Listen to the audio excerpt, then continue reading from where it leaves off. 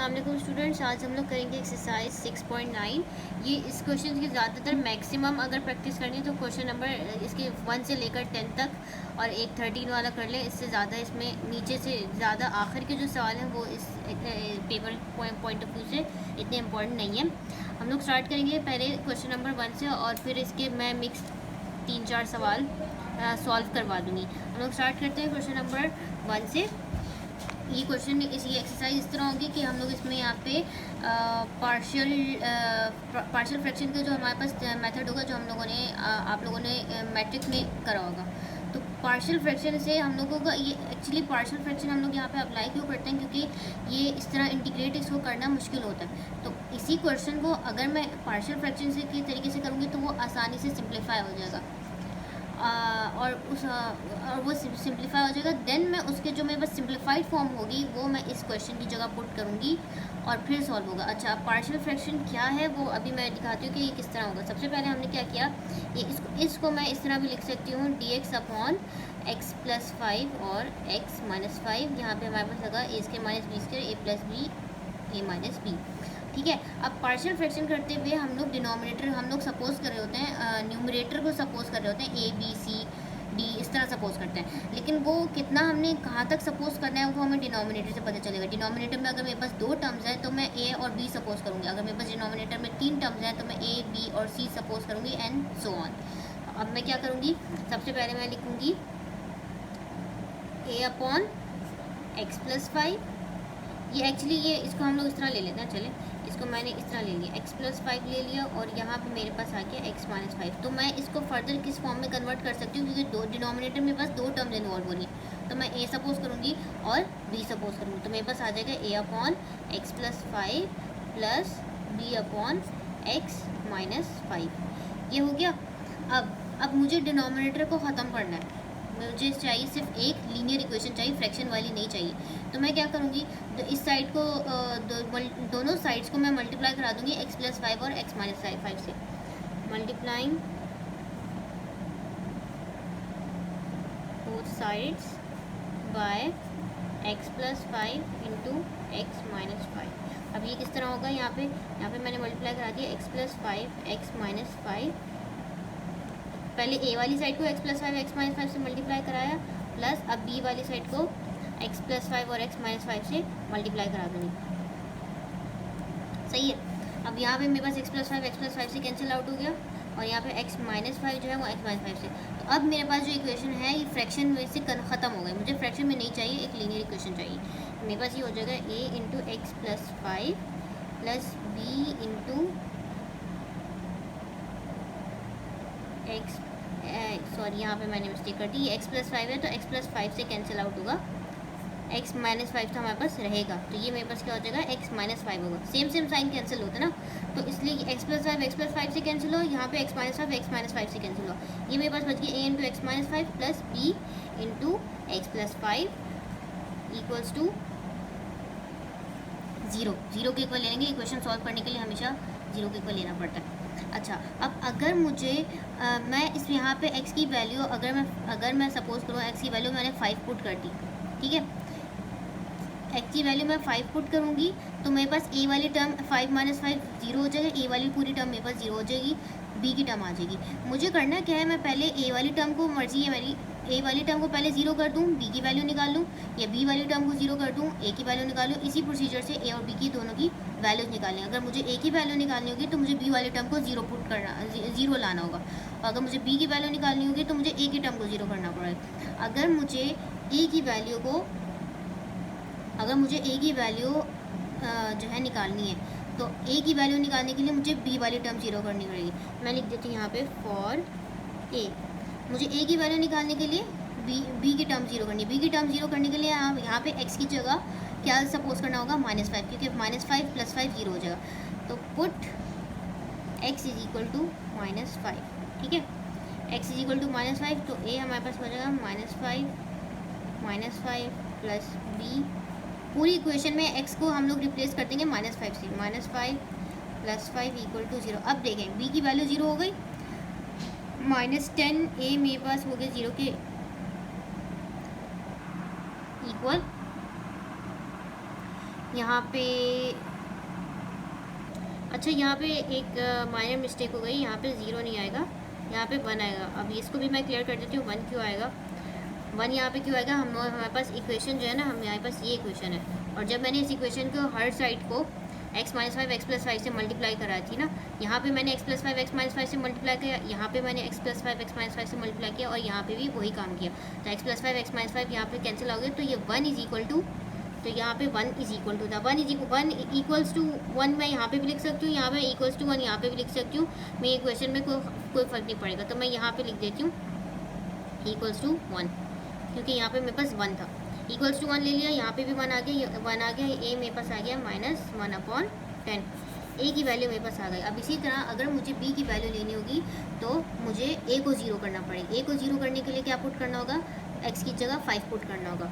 For b put x equals to 5, तो ए की जगह मेरे पास आ गया 5, एक्स की जगह मैंने लिख दिया 5 - 5 प्लस बी 5 + 5 इक्वल्स टू 1, 5 - 5 0 हो गया, 5 + 5 ए की पूरी टर्म मेरे पास 0 हो गई, 5 + 5 10, 10 बी इक्वल्स टू 1, बी की वैल्यू मेरे पास आ गई 1/10। अब मेरे पास आ गई बी, ए और बी की वैल्यूज़। अब मुझे क्या करना होगा, ए और बी की वैल्यूज़ को इस इक्वेशन के अंदर सब्स्टिट्यूट करना होगा। मेरे पास इक्वेशन क्या बनेगी, 1/x + 5 x - 5 is equal to -1/10 into x + 5 plus 1/10 into x - 5, ठीक है। अब मेरे पास ये वैल्यूज़ आ गए। अब मुझे एक्चुअली ये पूरा जो है, ये मेरे पास ये जो 1/x + 5 x - 5 आए, ये किसके इक्वल था, इस क्वेश्चन के इक्वल है। तो मैं इस क्वेश्चन की जगह पे मैं ये सारी वैल्यूज़ पुट कर दूँगी। क्यों, क्योंकि ये क्वेश्चन जो है मेरे पास इसके इक्वल है, और ये एक्सप्रेशन 1/x + 5 x - 5 की वैल्यूज़ मेरे पास ये आई हैं। तो मैं क्या करूँगी, इंटीग्रल dx/x + 5 x - 5 की जगह ये सारी वैल्यूज़ पुट कर दूँगी। तो मुझे बस इसका इंटीग्रेट करना होगा। मैं यहीं पे मेंशन कर देती हूँ इसको इंटीग्रेट किस तरह करना है, बहुत सिंपल से स्टेप्स हैं। अब तो मैं लूँगी इंटीग्रल ऑफ -1/10 ऑन x + 5। अब इंटीग्रेट करूँगी तो मैं डायरेक्टली इंटीग्रेट कर दूँगी। किस तरह इंटीग्रेट करूँगी, हर टर्म पे इंटीग्रल का साइन अलग अलग लगा दूँगी। आई होप आपको ये बेसिक कॉन्सेप्ट आपके अब बन गए होंगे कि इंटीग्रेट करते हुए मैं अब हर, क्योंकि 2 टर्म्स हैं, जो 2 टर्म्स हो, 3 टर्म्स हो, 4 टर्म्स हो, इंटीग्रेट करते हैं हम हर टर्म पे अलग अलग लगा देते हैं, ठीक है। तो यहाँ पे मेरे पास -1/10 x + 5 dx plus integral of 1/10 x - 5, और यहाँ पे मेरे पास आ गया dx, ठीक है। अब मेरे पास कांस्टेंट, हम लोग क्या करते हैं, सबसे पहले कांस्टेंट अलग कर देते हैं, -1/10 integral of dx upon x + 5 plus 1/10 integral of dx upon x - 5, ठीक है।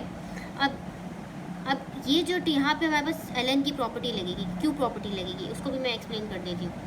अच्छा, अब मैंने इसको थोड़ा सा और क्लियर लिख दिया ताकि किसी को कोई भी किस्म की मिसअंडरस्टैंडिंग ना हो। अब यहाँ पे क्या किया मैंने, अब यहाँ पे हमारे पास ln की प्रॉपर्टी लग रही है। ln की प्रॉपर्टी हमें क्या कहती है कि अब ये देखिए यहाँ पे x + 5 है, x + 5 का डेरिवेटिव, x का डेरिवेटिव dx होगा। मैं इसको साइड पे करके दिखा देती हूँ, ये मेरे पास है x + 5, ठीक है। अब x + 5 का डेरिवेटिव, मेरे पास पूरी एक्सप्रेशन का डेरिवेटिव क्या होगा, x होगा। क्यों x होगा, क्योंकि x का डेरिवेटिव dx, x का derivative with respect to x के हमारे पास क्या होता है, dx होता है, और कांस्टेंट का डेरिवेटिव हमारे पास 0 होता है। तो इस पूरी एक्सप्रेशन का डेरिवेटिव मेरे पास क्या हो गया, dx हो गया। x का डेरिवेटिव dx, कांस्टेंट का डेरिवेटिव 0 होता है, तो क्या बचा हमारे पास, dx हो गया, और dx मेरे पास ऊपर मौजूद है। इसका मतलब क्या है कि डिनोमिनेटर में जो भी कुछ है, पूरे एक्सप्रेशन का डिनोमिनेटर जो पूरी एक्सप्रेशन है उसका डेरिवेटिव ऊपर मौजूद है। जब भी हमारे पास डिनोमिनेटर में ऐसी टर्म हो जिसका डेरिवेटिव न्यूमरेटर में मौजूद होता है, तो हम लोग ln लगा के डिनोमिनेटर में पूरी एक्सप्रेशन को लिख देते हैं। कैसे, यहाँ पे हो जाएगा -1/10 ln of x + 5। I hope ये पॉइंट क्लियर हो गया हो। यहाँ पे भी यही पॉइंट है मैं एक दफ़ा फिर क्लियर कर देती हूँ। ये पॉइंट क्या हमें कहता है कि जब भी हमारे पास डिनोमिनेटर में ऐसी एक्सप्रेशन है जिसका डेरिवेटिव ऊपर मौजूद है, अब यहाँ पे x माइनस 5 है, एक का डेरिवेटिव dx होगा, कांस्टेंट का हमें पता है कि डेरिवेटिव 0 होता है, तो यानी x माइनस 5 का डेरिवेटिव क्या है, dx है। डिनोमिनेटर में जब भी कोई ऐसा नंबर, ऐसी एक्सप्रेशन हो जिसका डेरिवेटिव ऊपर मौजूद हो, तो हम सिर्फ क्या करते हैं, ln के साथ पूरा डिनोमिनेटर लिख देंगे। तो ये मेरे पास हो गया plus 1/10 ln of x minus 5 plus c, constant लगा दिया। और अगर इसको फर्दर सिंप्लीफाई करना चाहें तो मैं इसको नेगेटिव को जनरली हम कोशिश करते हैं शुरू में ना लिखे, तो मैं इसको और सिंप्लीफाई कर देती हूँ। ln of x minus 5 minus 1/10 ln of x plus 5 plus c। चाहे तो 1/10 कॉमन ले लिया, इसमें से 1/10 कॉमन ले लिया, ln ऑफ x माइनस 5। हमारे पास ln की एक प्रॉपर्टी ये भी होती है कि हम लोग ln की दो टर्म्स अगर सब्ट्रैक्ट हो रही हों, ln की जब भी दो टर्म्स सब्ट्रैक्ट हो रही हों तो उसको हम डिवाइड में लिख देते हैं। किस तरह, ये मेरे पास हो गया 1/10 ln of x minus 5 upon ln of x plus 5। ln की जब भी दो टर्म्स सब्ट्रैक्ट हो रही हो तो हम उसको डिवाइड करके लिख देते हैं, प्लस c। ये हमारे पास आ गया फाइनल आंसर।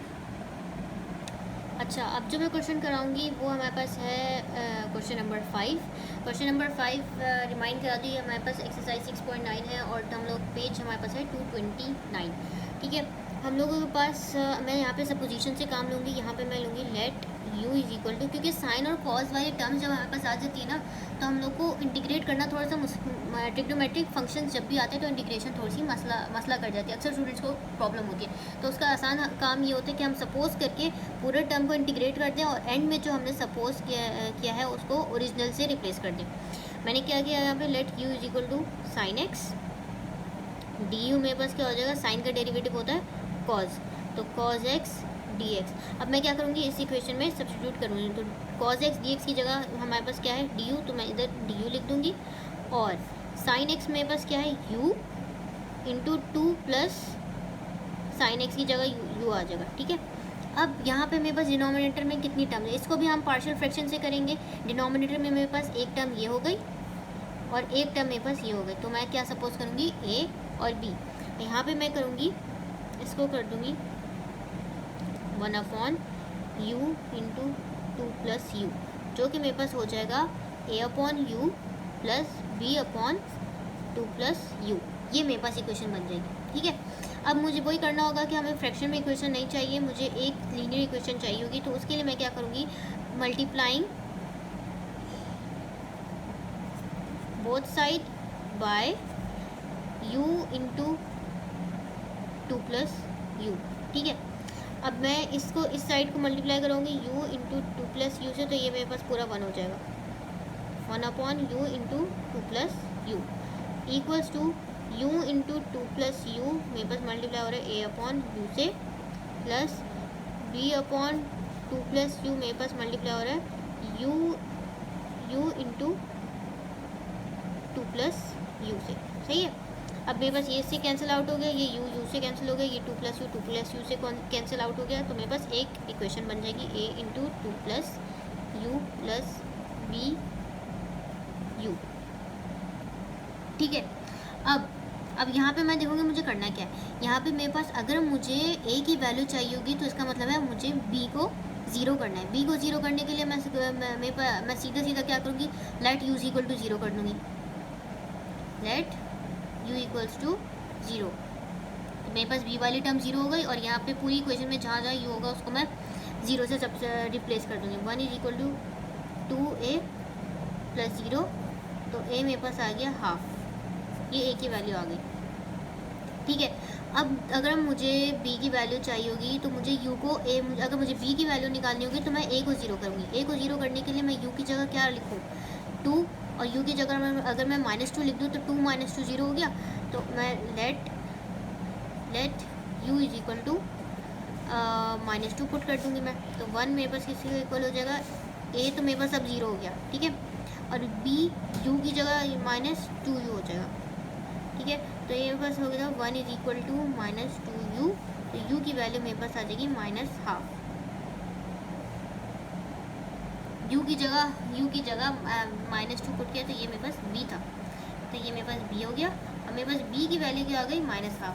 मेरे पास अब मैंने निकाली a की भी वैल्यू और b की भी वैल्यू, तो ये मेरे पास थी इक्वेशन 1 हो गई। ठीक है, तो मेरे पास हमारे पास हो जाएगा 1/u इंटू 2 + u।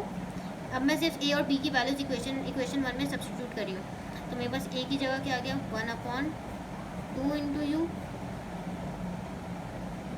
b की वैल्यू अगर मेरे पास नेगेटिव है तो मैं बीच में प्लस की जगह सीधा सीधा माइनस रिप्लेस कर दूँगी, -1/2 इंटू 2 + u। ठीक है, मेरे पास ये क्वेश्चन बन गया। अब एक्चुअल मेरे पास क्या था, एक्चुअली मेरे पास था ये क्वेश्चन है। ठीक है, मैं इसको इंटीग्रेट करने के बाद फिर ये u की वैल्यूज़ की जगह u du की जगह सब्स्टिट्यूट कर दूँगी। तो अब अगर मैं इसको इंटीग्रेट करूँगी तो मेरे पास ये हो जाएगा integral of 1/u into 2 + u। मेरे पास क्या हो जाएगा integral of 1/2u du। Her term को अलग अलग इंटीग्रेट करना ना, -1/2 इंटू 2 + u du। ठीक है, अब मेरे पास कांस्टेंट क्या है, हाफ है, हाफ बाहर आ गया, इंटीग्रल ऑफ du/u माइनस यहाँ पे भी हाफ बाहर आ गया, इंटीग्रल ऑफ du/2 + u। अब हमारे पास वही प्रॉपर्टी लगेगी, डिनोमिनेटर में जो है टर्म उसका डेरिवेटिव ऊपर मौजूद है, डिनोमिनेटर ln लगा देंगे डिनोमिनेटर के साथ, तो ये मेरे पास आ जाएगा हाफ ln u। ठीक है, अब यहाँ पे 2 + u है, कांस्टेंट का डेरिवेटिव हमें पता है 0 होता है, u का डेरिवेटिव du मौजूद है, तो ln के साथ डिनोमिनेटर को पूरे को लिख दूँगी, -12 ln ऑफ 2 + u। ठीक है, अब मुझे सिर्फ क्या करना होगा, सब्स्टिट्यूट करना होगा।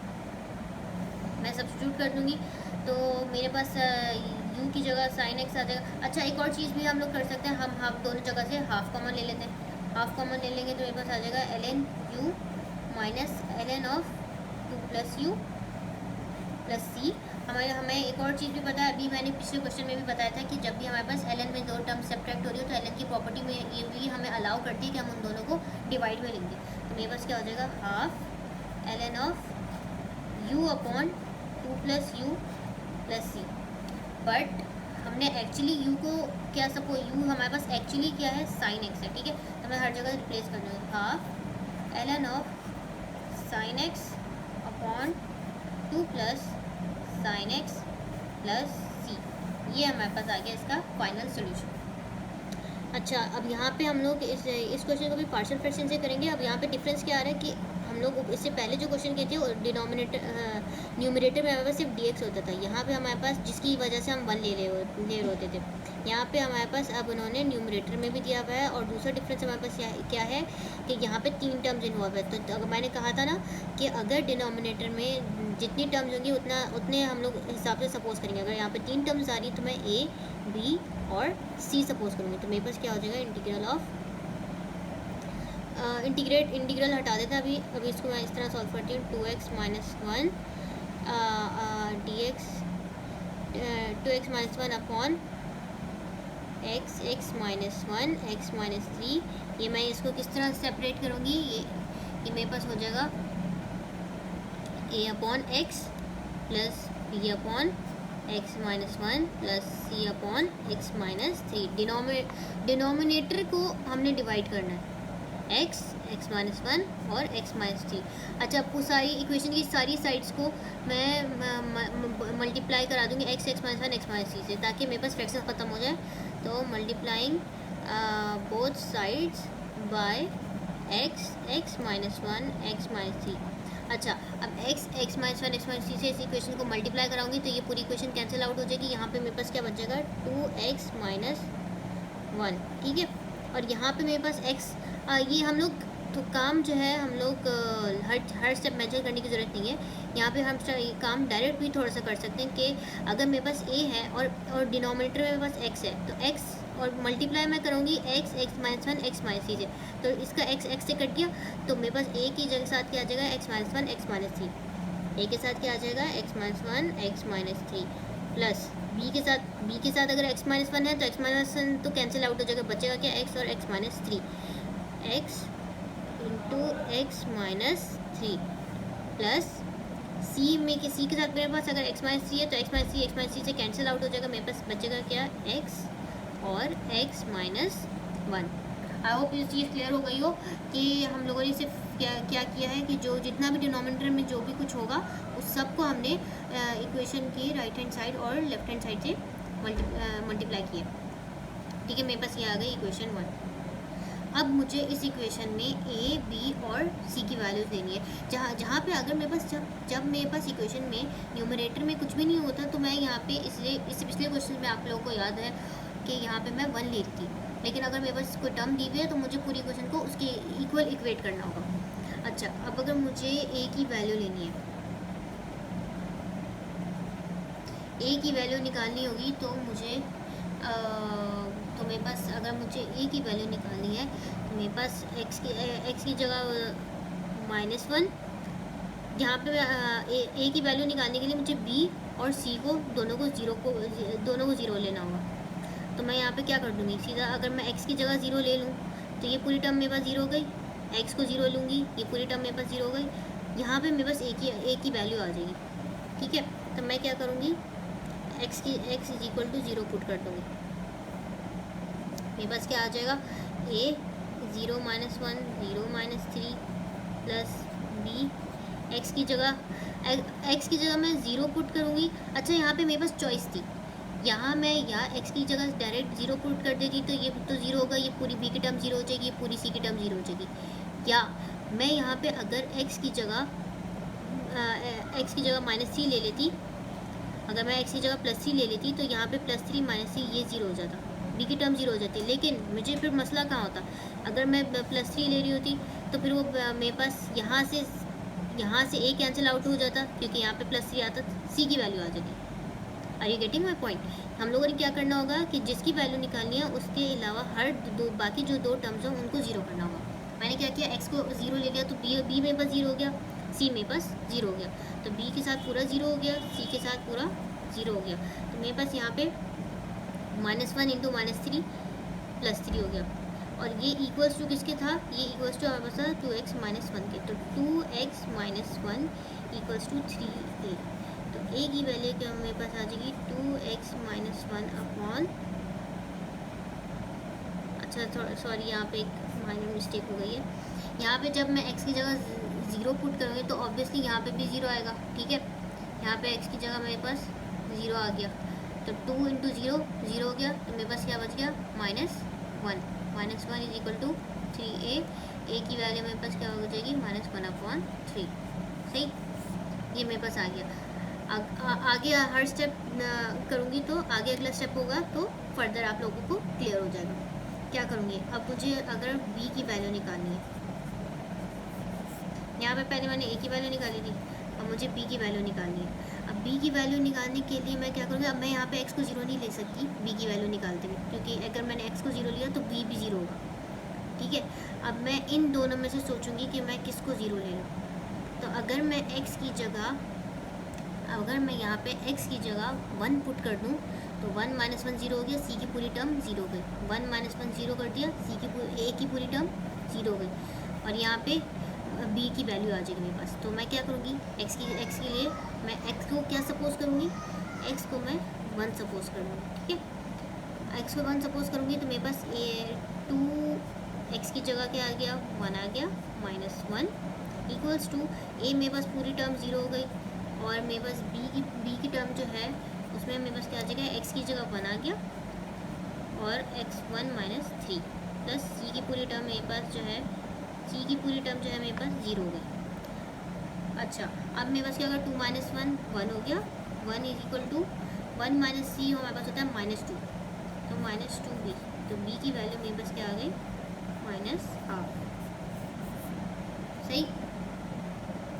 अच्छा, अब अगर मुझे c की वैल्यू निकालनी होगी तो इसका मतलब है कि मुझे a और b को 0 करना है। a और b एक कंडीशन में 0 हो सकते हैं कि हमारे पास, अगर मैं x को +3 सपोज करूँ, that x is equal to 3। अब अगर मैं इस इक्वेशन 1 में पुट करूँगी तो इक्वेशन 1 हमारे पास क्या हो जाएगी, 2x की जगह मेरे पास 3 आ गया, -1 इक्वल्स टू a ए की पूरी टर्म जीरो हो जाएगी क्योंकि 3 माइनस सी जीरो हो जाता है, तो ए की पूरी टर्म जीरो हो गई, प्लस बी की पूरी टर्म जीरो हो गई क्योंकि उसमें एक्स माइनस सी है, एक्स की जगह 3 पुट करेंगे तो 3 माइनस 3 जीरो हो जाएगा, ये भी जीरो हो गई, प्लस अब सी की जगह हमारे पास क्या आ जाएगा 3 इंटू 3 माइनस 1, ये हो गया, तो 6 minus 1 is equal to c, 3 is 9, 3 minus 1 2, 3 minus 1 2, 2 3 द 6, तो ये मेरे पास आ गया 6 आ गया, 6 माइनस 1 हमारे पास होता है 5, 5 इज इक्वल टू 6, सी की वैल्यू मेरे पास आ गई 5/6, तो इस तरह मेरे पास 5/6, तो इस तरह मेरे पास ए बी और सी की वैल्यूज़ आ गई। मैं इस इक्वेशन में पुट करूँगी, ये इक्वेशन है मेरे पास, अब मैं उसको पुट करूँगी तो मेरे पास क्या आ जाएगा, अब मेरे पास आ जाएगा 2x minus 1 upon x minus 1 x minus 3, ठीक है। अब ए की वैल्यू में मेरे पास क्या थी -1/3, तो -1/3x, प्लस बी की वैल्यू मेरे पास क्या थी -1/2, तो -1, फ्रैक्शन में होता है तो डिनोमिनेटर नीचे आ जाता है। आई होप इतना तो आप लोग को सबको क्लियर होगा, अगर नहीं है तो मैं फिर बता देती हूँ। जब भी हमारे पास फ्रैक्शन में टर्म होती है तो जो डिनोमिनेटर होता है वो नीचे आ जाता है। जब भी मैंने इसको -1/2 बी की वैल्यू थी, लेकिन 1/2 नीचे आ गया, 2 इंटू एक्स माइनस 1, सी की वैल्यू मेरे पास थी 5/6, तो प्लस 5/6 इंटू एक्स माइनस 3, ठीक है। अब मुझे इसको इंटीग्रेट करना होगा, तो यहाँ पे इस पूरे पे मैं इंटीग्रल लगा दूँगा dx, ठीक है। अब हर टर्म को मुझे इंटीग्रेट करना होगा, integral of -1/3x dx minus integral of half upon x minus 1 dx plus integral of 5/6 x minus 3 dx, सही। अब यहाँ पे मेरे पास कांस्टेंट बाहर आ जाएगा -1/3 integral of dx upon x, फिर यहाँ पे मेरे पास -1/2 कॉमन आ जाएगा, integral of dx upon x minus 1 plus 5/6 integral of dx upon x minus 3, ठीक है। तो मेरे पास ये हो जाएगा -1/3, वही प्रॉपर्टी लगेगी, डिनोमिनेटर का डेरिवेटिव ऊपर मौजूद है, ln के साथ डिनोमिनेटर लिख देंगे, तो ln of x minus half ln of x minus 1 plus 5/6 ln of x minus 3, सही। अब क्या करेंगे हम लोग, अब इस तरह करेंगे कि हमारे पास हम लोगों के पास ln की एक और प्रॉपर्टी ये होती है कि जो हमारे पास मल्टीपल चेंजेस टू एक्सपोनेंट, क्या मल्टीपल जो होता है वो चेंजेस टू एक्सपोनेंट, तो इसको मैं किस तरह लिख सकती हूँ, ln ऑफ x की पावर -1/3, ये सब ln की प्रॉपर्टीज़ हैं। तो -1/2 अब मैं लिखूँगी, plus ln of x minus 1, ये -1/2 ऊपर चला जाएगा, एक्सपोनेंट में कन्वर्ट हो जाता है, -1/2 आ गया, plus ln of x minus 3, और ये मेरे पास आ गई पावर 5/6 प्लस c, ये हमारे पास आ गया इस क्वेश्चन का सोल्यूशन। यहाँ पे हमारी ये वीडियो ख़त्म होती है, वीडियो लेक्चर ख़त्म होता है। इसके बाद कुछ और इम्पोर्टेंट क्वेश्चन हैं एक्सरसाइज 6.9 के, जो मैं इसी एक्सरसाइज के पार्ट 2 में अपलोड करूँगी। कोई भी अगर इस एक्सरसाइज इस क्वेश्चन के से रिलेटेड कोई भी सवाल हो तो आप लोग ज़रूर पूछेगा, and please don't forget to like and subscribe my channel.